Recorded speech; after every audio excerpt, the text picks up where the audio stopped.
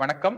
என் பெயர் doctor poor Dhawan மற்றும் இன்று இந்த வீடியோவில் நாம் அரிசி பற்றி பேசப் போகிறோம். பாராலிசிஸ் நோயாளிகள் அரிசி உண்பதற்கான அனுமதி உள்ளதா அல்லது இல்லை என்பதை பற்றி இந்த வீடியோவை நான் உருவாக்க வேண்டிய காரணம், எப்போது நாங்கள் எங்கள் ஓபிடியில் பாராலிசிஸ் நோயாளிகளை பார்க்கிறோம், அப்போது 80% நோயாளிகளுக்கு ஒரு கேள்வி இருக்கும். அதாவது அவர்கள் நம்மிடம் கேட்கும் கேள்வி, டாக்டர் சாஹிப், நான் அரிசி சாப்பிடலாமா அல்லது சாப்பிடக்கூடாது?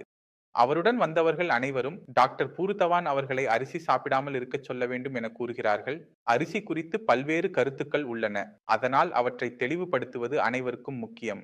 அரிசியின் நன்மைகள் மற்றும் தீமைகள் என்ன என்பதை புரிந்து கொள்ள மனம் தெளிவாக இருக்க வேண்டும். நாம் அரிசி சாப்பிடும்போது முதலில் அரிசியை புரிந்து கொள்ள முயற்சிக்கிறோம். அரிசி சாப்பிடும் மக்கள் சுமார் 80% இருக்கிறார்கள். அவர்கள் ரொட்டியைப் போலவே குறைவாக சாப்பிடுகிறார்கள். ஆனால் அரிசியை அதிகமாக சாப்பிடுகிறார்கள்.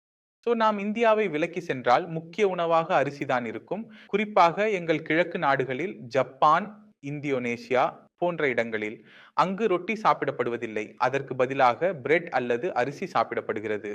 அரிசி எந்த வகையான பாதிப்பையும் ஏற்படுத்தாது. முழு வாழ்க்கை அரிசி மட்டுமே சாப்பிட்டவர்களுக்கு ஒரு மனிதன் அரிசி சாப்பிடுவதில் பழக்கமானவராக இருந்தால், நான் அவருக்கு நீங்கள் அரிசி சாப்பிடக்கூடாது, நீங்கள் ரொட்டி சாப்பிட ஆரம்பிக்க வேண்டும் என்று சொன்னால், அந்த நோயாளிக்கு வாயு, அமிலத்தன்மை, வயிற்றில் வலி, சுருக்கம், மலம் ஆகியவை அனைத்தும் தொடங்கும். ஆனால் நான் ரொட்டி சாப்பிடும் மக்களை பற்றி பேசினால், உதாரணமாக இந்தியாவில் ரொட்டி அதிகமாக சாப்பிடப்படுகிறது. நான் அவர்களுக்கு நீங்கள் மட்டும் அரிசி சாப்பிட வேண்டும் என்று சொன்னால், அவர்களுக்கு பூர்த்தி உணர்வு இல்லை. அவர்களுக்கு என் வயிறு நிரம்பியது என்ற உணர்வு வராது. ஏனெனில் அரிசி எளிதாக செரிக்கப்படுகிறது. அதனால் வயிறு விரைவில் காலியாகிறது மற்றும் நோயாளிக்கு எப்போதும் பூர்த்தி உணர்வு வராது. எனவே வட இந்தியாவில் யாராவது அரிசி சாப்பிடுகிறாரானால் அவர் ஒரு ரொட்டியுடன் சேர்த்து சாப்பிடுவார். ஏனெனில் அது அவருக்கு மென்மையான உணவாகும். உங்கள் உணவு கூட்டம் என்ன என்பதை புரிந்து கொள்ள வேண்டும். நீங்கள் அதிகமாக அரிசி சாப்பிட்டால் அரிசி சாப்பிடலாம். அதில் எந்த ஒரு பாதிப்பும் இல்லை. பாராலிசிஸ் நோயாளிகளுக்கு அரிசி சாப்பிடுவதில் எந்த ஒரு பிரச்சனையும் இல்லை. நீங்கள் அரிசி சாப்பிடவில்லை என்றால் ரொட்டி அதிகமாக சாப்பிடலாம். ரொட்டி சாப்பிடுவதில் எந்த ஒரு பாதிப்பும் இல்லை. ஒரு பாராலிசிஸ் நோயாளிக்கு அரிசி உணவுடன் ஒன்று கவனிக்க வேண்டிய விஷயம், அரிசி பழையதாக இருக்கக்கூடாது. நான் நேற்று அரிசி தயாரித்தால் அடுத்த நாளில் அதில் தயிர் சேர்த்தால் அது தயிர் அரிசியாக மாறும். இதனை நாங்கள் தென் இந்தியாவில் மிகவும் விரும்புகிறோம். நாம் உண்பது தயிர் அரிசி மற்றும் அரிசியில் பழைய அரிசி பயன்படுத்தப்படுவதால் அதனால் சிரமங்கள் ஏற்படுகிறது. மேலும் அது அதிகமான பிரச்சனைகளை உருவாக்குகிறது. ஒன்று பாயல். ஸ்பெயினில் நாங்கள் பாசா அரிசியை தவிர்க்க வேண்டும். புதியதாகவே சமைக்கப்பட்ட அரிசி சமையல்காரரின் கையிலிருந்து நேரடியாக வந்தால் உங்களுக்கு எந்த பாதிப்பும் ஏற்படுத்தாது. நீரிழிவு நோயாளிகளுக்கு அரிசி உணவுக்கு தடை விதிக்கப்படுகிறது. எனவே அவர்களுக்கு என்ன சொல்லலாம் என்றால், காலை நேரத்தில் நீரிழிவு கட்டுப்பாட்டில் இருந்தால் நீங்கள் அரிசி எடுத்துக்கொள்ளலாம். அரிசியை சமைக்கும் போது மாண்டை ஸ்டார்ச் நீக்க வேண்டும். 2 மாண்டு என்பது அரிசியின் உள்ளே உள்ள ஸ்டார்ச் ஆகும்.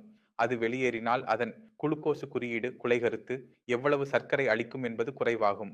இதனால் நீரிழிவு நோயாளிகளுக்கு அரிசி உண்பதில் எந்த சிரமமும் ஏற்படாது. ஆனால் இதற்கான நிபந்தனை நீரிழிவு கட்டுப்பாட்டில் இருக்க வேண்டும். எனவே நீங்கள் அரிசி எடுத்துக்கொள்ளலாம். நீங்கள் நினைவில் கொள்ள வேண்டும், அதனுடன் எந்த ஒரு கசுவான்மான உணவையும் சாப்பிடக்கூடாது. குறிப்பாக நீங்கள் எங்கள் மருந்துகளை எடுத்துக்கொண்டிருக்கும் போது கசுவான்மான உணவுகள் மருந்துகளை செயல்படாமல் செய்யும். எனவே நீங்கள் தயிர், எள்ளு, சாஸ், ஜேம் மற்றும் அனைத்து கசுவான்மான உணவுகளையும் முற்றிலும் தவிர்க்க வேண்டும். நீங்கள் சயின்ஸ் ஜெனிகா சிகிச்சை நீங்கள் சவர்டா உண்பினும் உங்கள் உடலுக்கு பாதிப்பு இல்லை. பாராலிசிஸ் நோயாளிகளுக்காக வெறும் அரிசியால் மட்டும் போதாது. நம் நோயாளியை சரி செய்ய வேண்டும் என்றால் அவருக்கு உடற்பயிற்சி தேவை, சரியான உணவு தேவை மற்றும் அவர் தனது மீட்பு செயல்முறையை பின்பற்றுவதற்கான சரியான திட்டம் தேவை. எனவே நான் செல்லும் முன் நீங்கள் ஒன் பாராலிசிஸ் நோயாளியின் வீடியோவை பாருங்கள். எவ்வாறு முன்னேற்றம் ஏற்படுகிறது என்பதை பாருங்கள். மேலும் இந்த சேனலில் உள்ள மற்ற வீடியோக்களை, குறிப்பாக டைட் கோலெக்ஸ் தொடர்பானவற்றை பாருங்கள். இதனால் நீங்கள் உங்கள் மனதில் என்ன செய்ய வேண்டும் என்பதற்கான தெளிவை பெறுவீர்கள். நீங்கள் மிகவும் நீண்ட காலமாக பாராலிசிஸ் நோயாளியாக இருந்தால் மற்றும் நீங்கள் சரியாக முடியாது என நம்புகிறீர்கள் என்றால் இது உங்கள் மிகப்பெரிய தவறான புரிதல்களில் ஒன்றாகும். இந்த சேனலில் உள்ள மற்ற நோயாளிகளுக்கான வீடியோக்கள் மிகவும் சுவையானவை. நீங்கள் அவற்றை பார்த்தால் பாராலிசிஸ் நோயாளிகள் முதல் மாதத்திலேயே எவ்வாறு நாங்கள் சுகமாக இருக்க முடியும் என்பதை புரிந்து கொள்ளலாம். நாம் உண்மையான தகவல்களை பெற்றால் அது உணவுக்கூறு, உடற்பயிற்சி அல்லது சரியான மருந்துகள் என்றாலும், மூளை பாதிக்கப்பட்டால் மூளையின் மீட்பு எப்படி நடைபெறும் என்பதற்கான அனைத்து தகவல்களையும் நீங்கள் தேர்ந்தெடுக்கலாம். எந்த சந்தேகம் இருந்தாலும் நீங்கள் கேள்விகள் கேட்கலாம். கருத்து பகுதியிலேயே நீங்கள் கருத்து இடலாம். எங்கள் மருத்துவருடன் பேசலாம். வணக்கம், என் பெயர் டாக்டர் டாக்டர் பூரு தவான். இன்று எங்களுடன் பாராலிசிஸ் நோயாளி பிரவீன் சர்மா உள்ளார். பிரவீன் சர்மா நாங்கள் வாழும் இடத்தில் உள்ளார் மற்றும் இவருக்கு கடந்த மாதம் 13ஆம் தேதி பாராலிசிஸ் ஏற்பட்டது. இதற்குள் கால் பகுதியில் உள்ள இயக்கம் முற்றிலும் மறைந்துவிட்டது. பிரவீன்ஜி, என் நிலைமையை பற்றி குடும்ப உறுப்பினர்கள் எங்கள் அருகில் வந்தால் அவர்களுக்கு அங்கு இருந்து ஒரு குறிப்புரை கிடைத்தது. அதனால் அவர்கள் எங்கள் அருகில் வந்தனர் மற்றும் 2-3 நாட்களில் அவர்களின் சாதாரண நடைபயிற்சி தொடங்கியது. எனவே அதிகமாக பேசாமல் பிரவீன்ஜியின் அருகில் சென்று அவருடைய அனுபவத்தை கேட்க விரும்புகிறேன். பிரவீன்ஜி, உங்களுக்கு எப்போது ஏற்பட்டது? நவம்பர் 16ஆம் தேதி 30ஆம் தேதி ஏற்பட்டது. அந்த நாளில் என்ன நிலைமை இருந்தது? -0 நிலைமை இருந்தது. -0 வெப்பநிலை உள்ளது. அதாவது எனக்கு மிகவும் மோசமான நிலைமை இருந்தது. நான் அதை ஏற்க முடியவில்லை. நான் செல்ல முடியவில்லை. முற்றிலும் சரியாக இல்லை.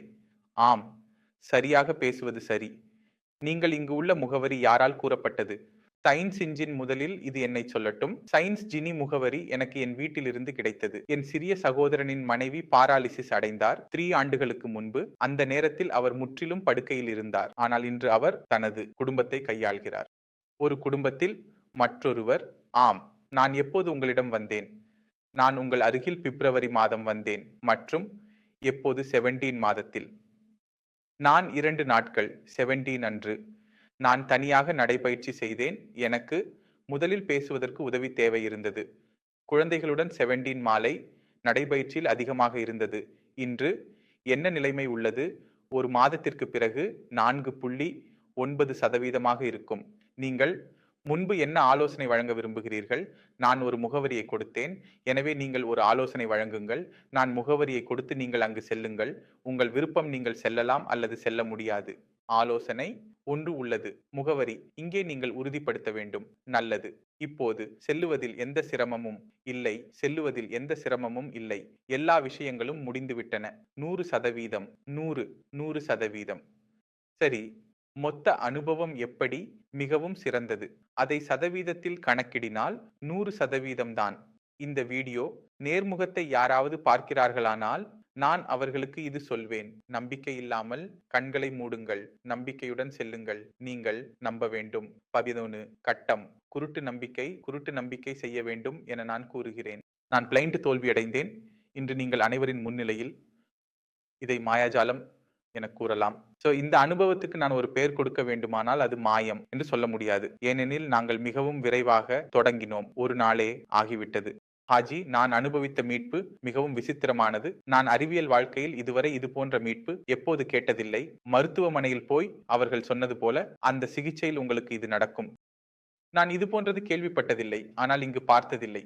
எப்போது மூளையில் ஏதேனும் பிரச்சனை ஏற்படும் போது அதில் நேரம் மிகவும் முக்கியமாக இருக்கிறது. நம்ம சரியான சிகிச்சையை எவ்வளவு விரைவாக தொடங்குகிறோமோ அவ்வளவு விரைவாக நாங்கள் மீட்பு காண்கிறோம். இது தாமதமாக இருந்தால் அதில் எந்த ஒரு மாற்றமும் இல்லை என்பது அல்ல. ஒரு நோயாளி தனது உழைப்புக்கு தயாராக இருந்தால், விருப்ப சக்தி வைத்திருந்தால் மற்றும் மனதில் என்னுடைய நம்பிக்கை இது. எதுவும் முடிவுக்கு வரும்போது நாம் தொடங்குகிறது மற்றும் இதில் உங்கள் சொந்த விருப்பம் இல்லாத வரை சரி. ஆம், எந்த டாக்டர் உங்கள் உதவிக்கு வர முடியாது. நீங்கள் பாராலிசிஸ் நோயால் பாதிக்கப்பட்டால், உங்கள் கைகள் செயல்படவில்லை என்றால் அதை பழக்கமாக்காதீர்கள். அதில் நம்பிக்கை இழக்காதீர்கள். நீங்கள் சரியாக இருக்க விரும்பினால் சரியாக்கும் பல வழிகள் உள்ளன. நாங்கள் உங்களுடன் இருக்கிறோம். உங்கள் மனோபாவத்தை இழக்க வேண்டாம். இப்போது இதுக்கான விவாதத்தை தொடர விரும்புகிறேன். அடுத்த வீடியோவில் சந்திப்போம். அப்போது